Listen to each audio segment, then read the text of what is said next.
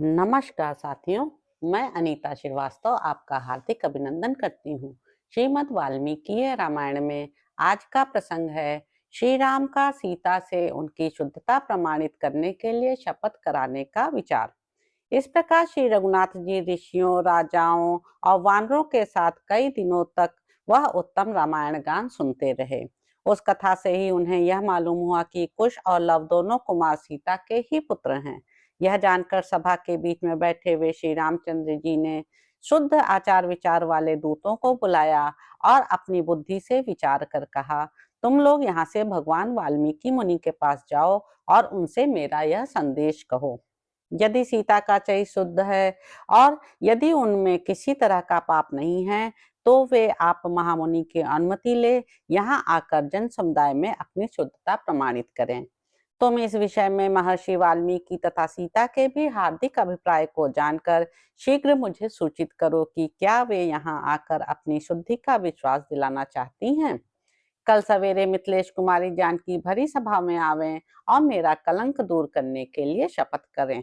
श्री रघुनाथ जी का यह अत्यंत अद्भुत वचन सुनकर दूत उस बाड़े में गए जहाँ मुनिवर वाल्मीकि विराजमान थे। महात्मा वाल्मीकि अमित तेजस्वी थे और अपने तेज से अग्नि के समान प्रज्वलित हो रहे थे। उन दूतों ने उन्हें प्रणाम करके श्री रामचंद्र जी के वचन मधुर और कोमल शब्दों में कह सुनाए।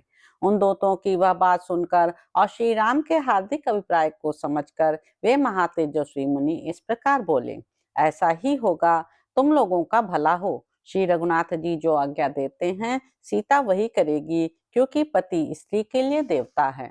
मुनि के ऐसा कहने पर वे सब राजदूत महातेजस्वी श्री रघुनाथ जी के पास लौट आए। उन्होंने मुनि की कही हुई सारी बातें ज्यों की त्यों कह सुनाई।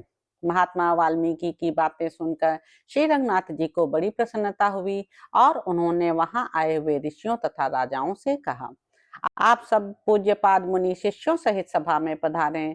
सेवकों सहित राजा लोग भी उपस्थित हों तथा दूसरा भी जो कोई सीता की शपथ सुनना चाहता हो वह आ जाए। इस प्रकार सब लोग एकत्र होकर सीता का शपथ ग्रहण देखें। महात्मा राघवेंद्र का यह वचन सुनकर समस्त महर्षियों के मुख से महान साधुवाद की ध्वनि गूंज उठी। राजा लोग भी महात्मा रघुनाथ जी की प्रशंसा करते हुए बोले, नरश्रेष्ठ, इस पृथ्वी पर सभी उत्तम बातें केवल आप में ही संभव है, दूसरे किसी में नहीं। इस प्रकार दूसरे दिन सीता से शपथ लेने का निश्चय करके शत्रुसूदन श्री राम ने उस समय सबको विदा कर दिया।